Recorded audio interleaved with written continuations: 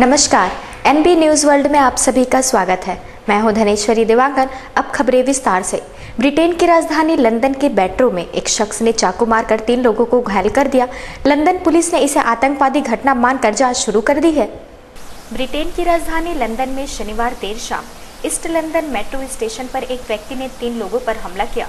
हमलावर ने चाकू मारकर 3 लोगों को घायल कर दिया, जिसमें एक व्यक्ति गंभीर रूप से घायल हो गया, जबकि अन्य 2 को मामूली चोटें आई हैं। हमलावर ने सीरिया का बदला चिल्लाते हुए चाकूबाजी की। लंदन पुलिस ने इसे आतंकवादी घटना मानकर जांच शुरू कर दी है। पुलिस ने हमलावर को बेहोशी वाली बंदूक से काबू किया। पुलिस ने बताया कि हमलावर स्टेशन के बाहर जाने वाले रास्ते से घुसा था। उसने अंदर आते ही एक बड़े चाकू से लोगों को धमकाना शुरू कर दिया था।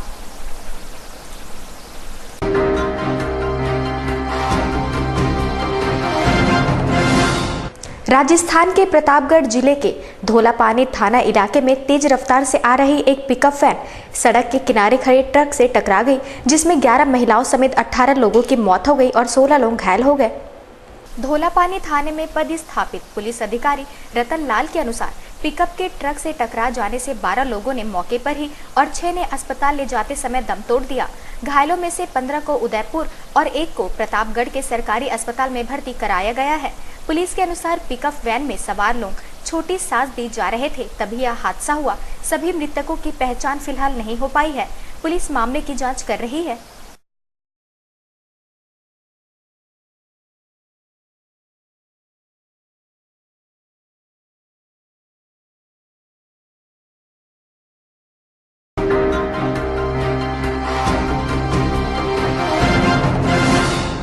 बिहार के जमुई जिले में खैरा थाना क्षेत्र में चोरी की गई भगवान महावीर की 26 साल पुरानी मूर्ति को पुलिस ने बरामद कर लिया है।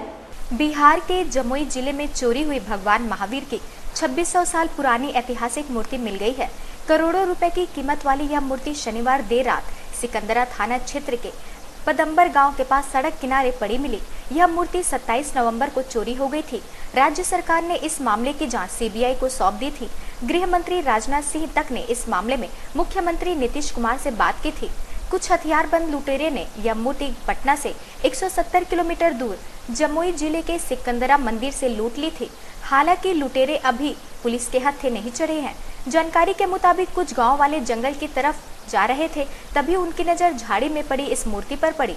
गांव वालों ने इसकी सूचना जैन मंदिर और पुलिस को दी। इसके बाद पुलिस ने मूर्ति बरामद कर ली।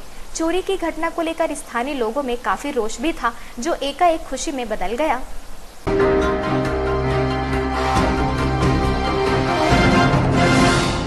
नेपाल में राजनीतिक गतिरोध दूर करने पर केंद्रीय सत्तारूढ़ गठबंधन, विपक्ष और आंदोलनकारी भारतीय मूल के मधेसियों के बीच की वार्ता शनिवार को किसी ठोस नतीजे पर पहुंच बिना खत्म हो गई। सत्तारूढ़ गठबंधन सहयोगियों सीपीएन, यूएमएल और यूसीपीएन माओवादी मुख्य विपक्षी नेपाली कांग्रेस और ज्वाइंट डेमोक्रेटिक मधेसी फ्रंट के बीच त्रिपक्षीय वार्ता बालू वाटर में प्रधानमंत्री के सरकारी निवास पर हुई।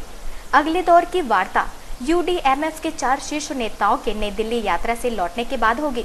शुक्रवार को भारत यात्रा पर जा रहे इन नेताओं के प्रधानमंत्री नरेंद्र मोदी समेत शीर्ष भारतीय नेताओं के साथ भेंट करने की संभावना है। मधेसी फ्रंट ने शनिवार को आधिकारिक रूप से घोषणा की कि फेडरल सोशलिस्ट फोरम नेपाल के अध्यक्ष उपेंद्र यादव, तराई मधेश डेमोक्रेटिक पार्टी के अध्यक्ष महेंद्र ठाकुर, सद्भावना पार्टी के अध्यक्ष राजेंद्र महतो और तराई मधेश सद्भावना पार्टी के अध्यक्ष महेंद्र यादव रविवार को नई दिल्ली के लिए रवाना होंगे। इन नेताओं ने भारतीय दूतावास में नेपाल में भारत के राजदूत रंजीत राय से मुलाकात की थी।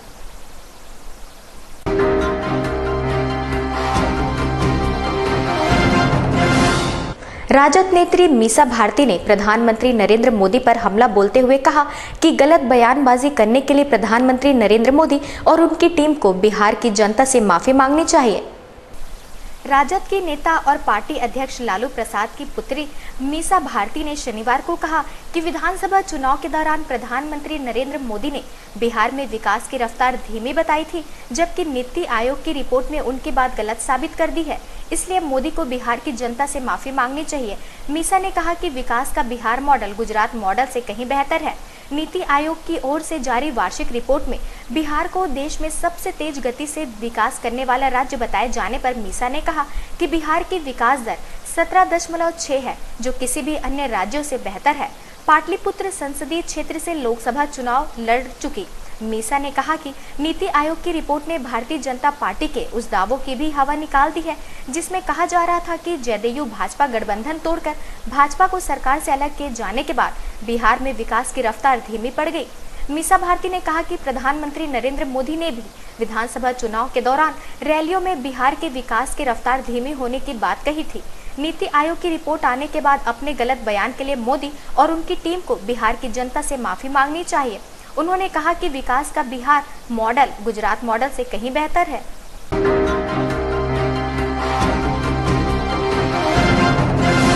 जेडीयू ने शनिवार को गुजरात में स्थानीय निकाय चुनाव के नतीजों को और अपनी पार्टी के प्रदर्शन को बीजेपी की लोकप्रियता में गिरावट का संकेत करार दिया।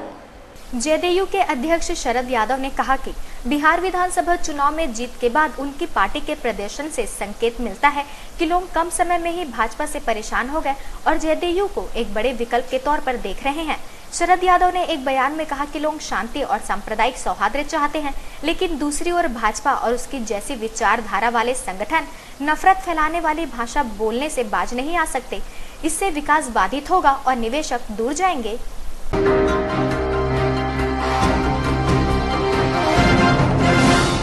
अनुपम खेर ने एक बार फिर आमिर खान पर तंज कसा है। उन्होंने कहा कि उनके मन में आमिर खान के लिए बहुत सम्मान है, लेकिन उन्हें लगता है कि सुपरस्टार को हर चीज पर राय देने की आदत पड़ गई है।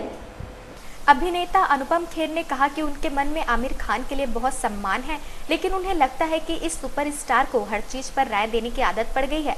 आमिर ने कहा था कि भारत में बढ़ती असहिष्णुता से वो सहमे हुए हैं, जिस पर खेर ने उनकी आलोचना की थी। खेर ने कहा, मुझे किसी से कोई समस्या नहीं है, वे सब मेरे दोस्त हैं, आमिर भी दोस्त है और हमने दिल है कि मानता नहीं जैसी काफ़ी फिल्में की हैं, लेकिन उस वक्त वो आमिर खान नहीं थे। इसके बाद उन्होंने खुद में बदलाव किया और आमिर खान बन गए। खेर ने कहा, इसके बाद उन्होंने सोचा कि उन्हें हर चीज़ पर राय देनी चाहिए, चाहे यह AIB का विवाद हो या असहिष्णुता हो।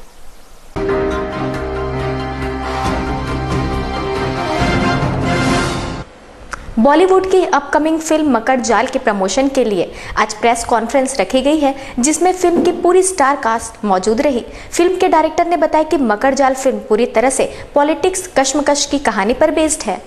मकर जाल फिल्म पूरी तरह से स्टूडेंट और एक टीचर की कहानी पर आधारित है। इस फिल्म की शूटिंग छत्तीसगढ़ के कई हिस्सों में भी की गई है।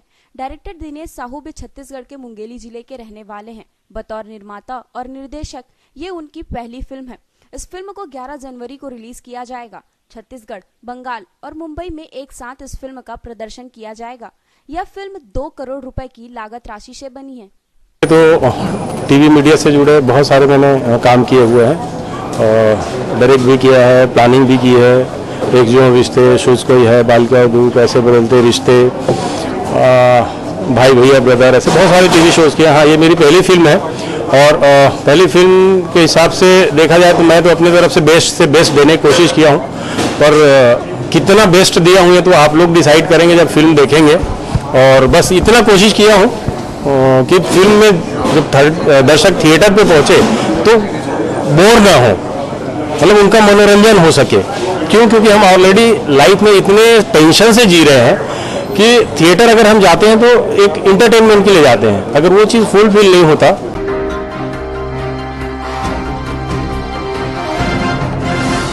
ताज़ा तरीन खबरों के लिए बनी रहिए हमारे साथ NB न्यूज़ वर्ल्ड में।